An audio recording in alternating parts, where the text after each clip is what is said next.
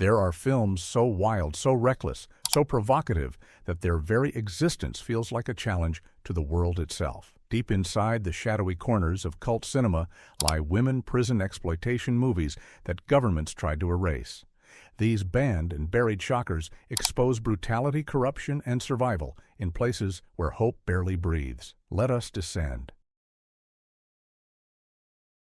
Sadomania rises like a fever dream from the twisted imagination of director Jess Franco, a filmmaker who rejected all boundaries and embraced chaos as art. Released in the early 1980s, this notorious tale of captivity unfolds in a desert prison camp where cruelty is not punishment but ritual. Audiences of the time were not prepared for the relentless violence woven into every frame, and governments reacted with instant bans. The story follows a young woman wrongly convicted and delivered into a dystopian hell run by a brutal warden whose obsession with domination fuels the entire system. The prisoners face forced labor, dehumanizing routines, and public humiliation, while a secret trafficking ring profits from their suffering. The narrative offers no comfort, no redemption, and no mercy. It paints a world poisoned by corruption, where survival itself becomes a dangerous act of rebellion. What made Sadomania so terrifying to censors was not only its explicit physical torment, but its psychological collapse. The film stages power not as a simple tool, but as an infection spreading through every authority figure. How women are stripped of identity and turned into property. There is no veil of morality, no comforting message, and no attempt to soften its darkest edges. Franco wanted the viewer to feel trapped, and he succeeded with alarming intensity. The bans came swiftly. Countries across Europe rejected the film for extreme sadism and for scenes that were considered beyond the boundaries of exploitation. Even edited versions struggled to find approval. Sadomania developed a reputation not just as a shocking prison film, but as a forbidden artifact whispered about by cult collectors and screened only in underground circles. Today, it stands as one of the most banned and infamous women prison films ever created. Island Women remains one of the strangest, rarest, and most aggressively censored entries in the women prison exploitation cycle. Emerging from the Philippine exploitation boom of the late 1970s and early 1980s, it combines jungle prison horror with surreal character dynamics, resulting in a film that feels feral, unpredictable, and dangerously unrestrained. Authorities in multiple regions banned it almost immediately. The plot drops viewers into a remote island penal colony ruled by a sadistic female warden whose unpredictability generates terror through silence and sudden fury. New arrivals quickly learn that the island obeys no rules or logic. Punishments shift from psychological torment to violent confrontations. Alliances form out of desperation, then crumble under pressure as escape attempts trigger even more brutality. Island Women blurs reality by framing the prison as a living organism feeding on fear. Censors were particularly disturbed by scenes depicting same-gender torture, violence-motivated intimacy, and a level of despair rarely portrayed with such raw intensity. The film rejected the typical exploitation rhythm of shock then release. Instead, it layered cruelty until the atmosphere grew suffocating. This unbroken tension and the film's refusal to moralize any of its horrors pushed it into banned territory. Adding to its mystique, many prints were lost or destroyed during censorship crackdowns, making it a ghost film whispered about by collectors. Our surviving versions differ in length, tone, and structure, creating a mythology around what was truly shown in its uncut release. Island Women earned its banned status through its combination of taboo violence, relentless dread, and a nihilistic worldview that offered no escape. It is one of the most elusive and extreme women prison films ever produced. Terminal Island presents a prison unlike any other in exploitation cinema. Released in 1973, this dystopian shocker imagines a near future where convicted criminals are abandoned on a remote island and left to govern themselves under the silent eye of distant authorities. What unfolds is not freedom, but a descent into savagery, so bleak that several regions banned the film for its violence and nihilistic worldview.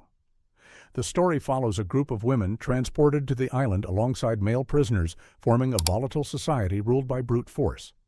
A tyrannical leader seizes control through intimidation, starvation tactics, and ritualized punishment. Women are treated as property, and survival becomes the only moral code. The island operates without law, without justice, and without hope. While any attempt to challenge the regime results in public humiliation or execution, reinforcing a culture of fear. Censors objected to the film depiction of sexual coercion, violent domination, and the complete collapse of social order.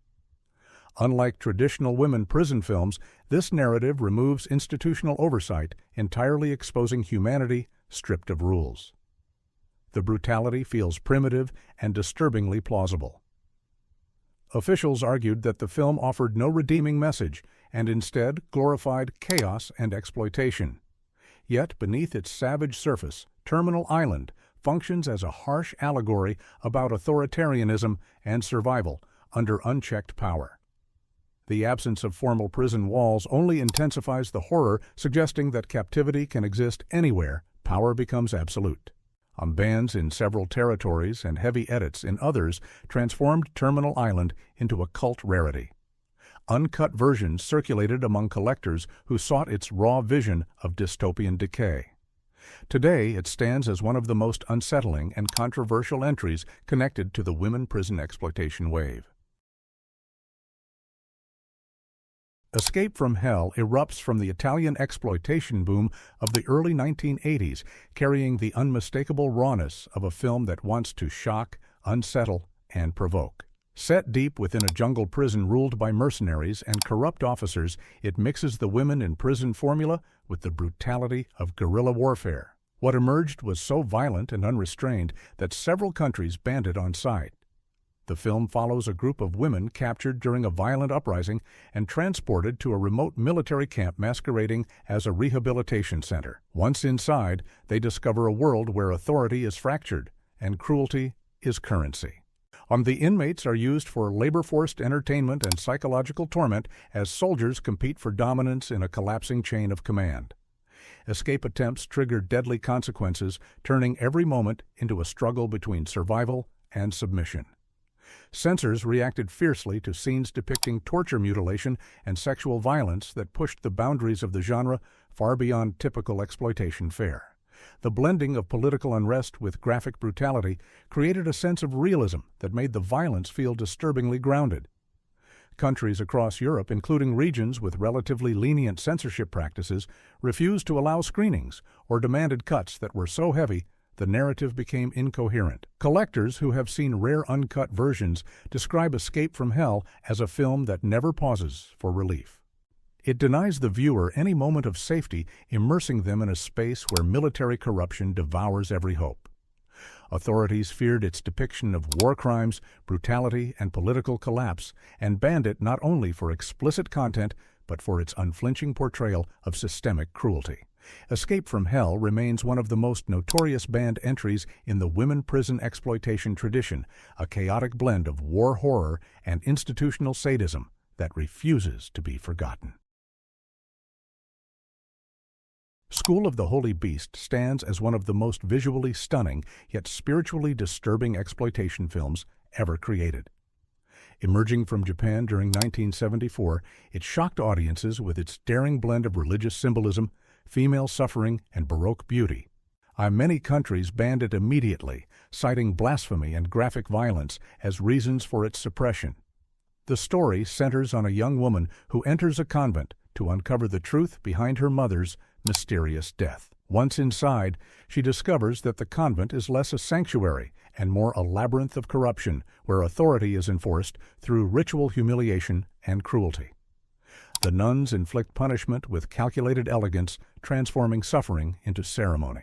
As the protagonist descends deeper into this sacred nightmare, the film escalates into a hypnotic pattern of self-sacrifice, revenge, and moral collapse. What made School of the Holy Beast so controversial was not simply its explicit imagery, but its willingness to question religious authority. Scenes of flagellation, forced penance, and eroticized ritual ignited outrage among conservative groups worldwide. The film portrayed the convent not as a place of divine devotion, but as a prison of spiritual decay. This inversion of religious identity caused bans across much of Europe and parts of Asia. Yet behind the shock lies a powerful artistic vision. The film uses flowing fabric, stained glass, and choreographed violence to create a dreamlike tapestry in which beauty and brutality coexist with haunting intensity. Critics now view it as a masterpiece whose censorship obscured its deeper commentary on power and faith. School of the Holy Beast earned its banned reputation because it dared to confront the sacred with unrestrained cinematic rebellion. It remains a defining example of how exploitation cinema can provoke not only through violence, but through ideas. Ilsa, she-wolf of the SS, towers over exploitation history as one of the most infamous and aggressively censored films ever released. Emerging in 1975, it fused women in prison tropes with a Nazi death camp setting, pushing the genre far beyond anything audiences had previously encountered. Its mixture of medical torture, sadistic authority, and historical terror made global bans inevitable. The plot follows Ilsa, a ruthless camp commandant who conducts human experiments to prove that women can endure more pain than men. The prisoners become test subjects in a nightmare regime of surgical cruelty, psychological collapse, and militarized domination. Every scene is engineered to provoke discomfort, painting a world where morality has been completely erased and power is a weapon without limits. Governments reacted immediately. Many countries refused classification, deeming the film obscene, dangerous, and morally unacceptable. Others demanded edits that removed nearly all violence and stripped the narrative of coherence. Some regions banned it for decades, citing concerns over historical exploitation and the traumatic nature of its imagery. Even film festivals specializing in extreme cinema hesitated to screen it due to its reputation. Despite this censorship, Ilsa, she-wolf of the SS became a legend in underground circles. E-bootleg copies circulated among collectors, fueling rumors about scenes too shocking to describe. Critics remain divided. Some dismiss it as pure exploitation, while others argue it serves as a brutal allegory about absolute power and institutional evil. Either way, its effect on the genre is undeniable. The film legacy rests on its audacity. It went further than any women prison film before it or after it, embracing extremity as its core identity. Its banned status did not diminish its cult power. Instead, it amplified it, transforming Ilsa into a symbol of exploitation cinema, most dangerous frontier. The Big Bird Cage is one of the most deceptively dangerous women prison films of the early 1970s. And at first glance, it feels lighter than most of its exploitation peers, blending rebellion humor and jungle adventure. Yet beneath its playful surface lies a depiction of brutality, corruption, and forced labor so intense that governments across conservative regions banned it. What appears chaotic and exuberant is in fact a razor-sharp critique of authority disguised as pulp entertainment. The story unfolds in a remote prison camp where political prisoners and falsely accused women toil under impossible conditions. The guards enforce discipline through public humiliation, violent punishment, and unpredictable rage. A revolutionary group led by a charismatic fighter seeks to liberate the inmates using sabotage, infiltration, and strategic chaos. As rebellion grows, the prison transforms into a battleground where desperation fuels every choice. Censors targeted several elements. The film presents scenes of bondage, violent clashes, and implied coercion without offering moral distance. Its mixture of sexuality and violence made officials uneasy, especially in nations wary of politically charged art. The Big Bird Cage implied that systems of power thrive on exploitation and that uprising is sometimes the only path to survival. This message, combined with its graphic moments, pushed many boards to reject it. Pam Grier delivers a magnetic presence, anchoring the film with strength, resilience, and revolutionary fire. Yet even her star power could not protect the movie from bans and restrictions. Authorities feared its energy, its subversive tone, and its portrayal of corrupt institutions collapsing under revolt. So today, The Big Bird Cage is remembered as both an exhilarating cult classic and a banned artifact of cinematic rebellion. It stands as proof that even a film wrapped in humor can challenge authority so fiercely that censors feel compelled to silence it. Women in Cages erupts with a ferocity that helped define the early wave of Philippine-American exploitation cinema. Released in 1971, it brought unfiltered brutality to drive-in theaters and immediately provoked censorship backlash worldwide. The film's relentless commitment to showcasing torture, psychological degradation, and systemic cruelty led several countries to ban it entirely. The plot follows a group of women imprisoned in a corrupt jungle facility overseen by a sadistic warden played with chilling intensity by Pam Grier. Inside this nightmare, authority is absolute and compassion is non-existent. The prisoners endure beatings, confinement in metal cages, hunger cycles, and forced labor. Attempts to escape are met with escalating violence. Every decision feels like a desperate gamble for freedom. Censors reacted strongly to scenes of excessive punishment and graphic torment. Unlike other entries in the genre, Women in Cages does not attempt levity or moral resolution. It plunges the viewer into despair and keeps them there. Officials argued that the film normalized violence and exploited female suffering for spectacle. Some nations banned it for decades, while others allowed heavily edited prints that removed entire sequences. The uncut version became a prized collector item, circulating in underground networks and generating rumors about its most extreme scenes.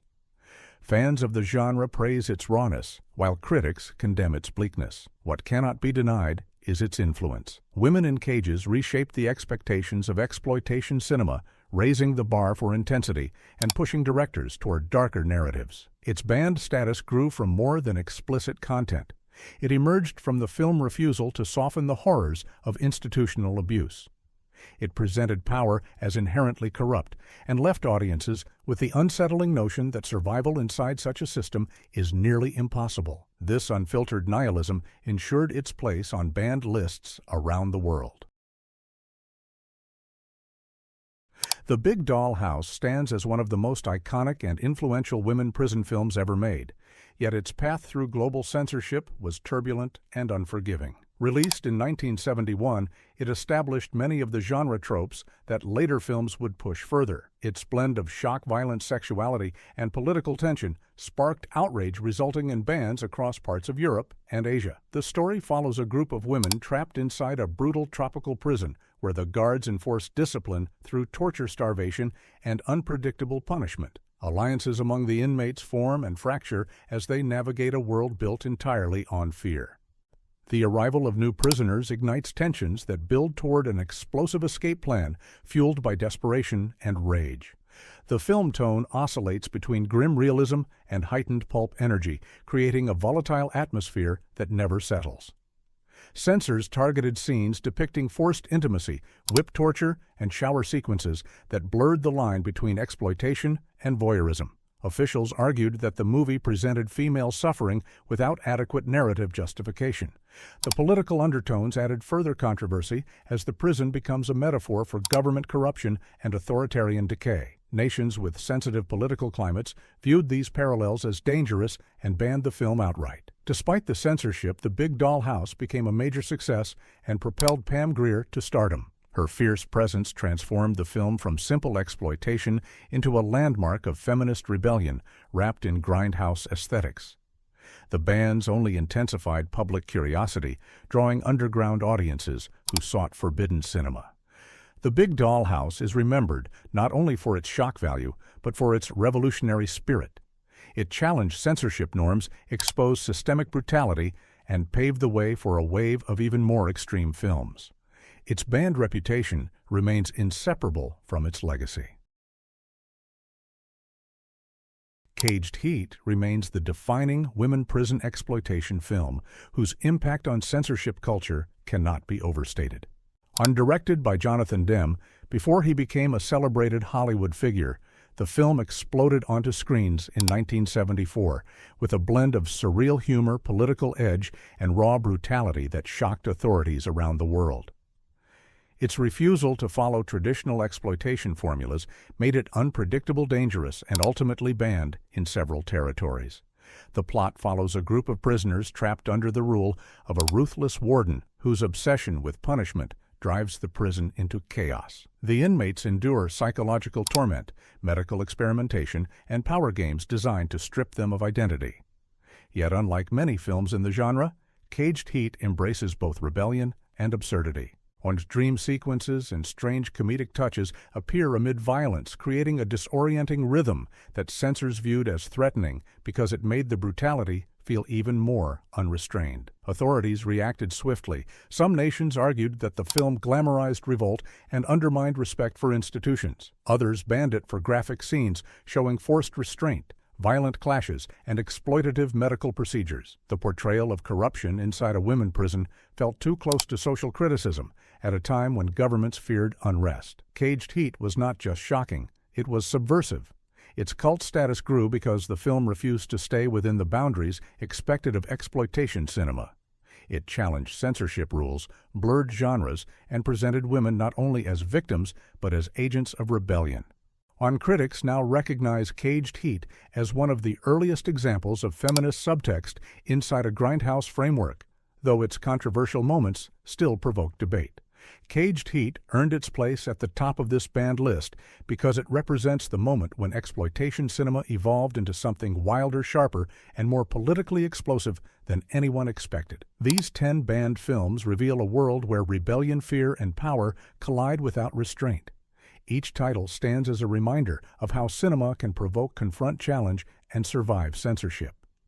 If you want another list, another script, or a deeper dive into any film, just say, begin.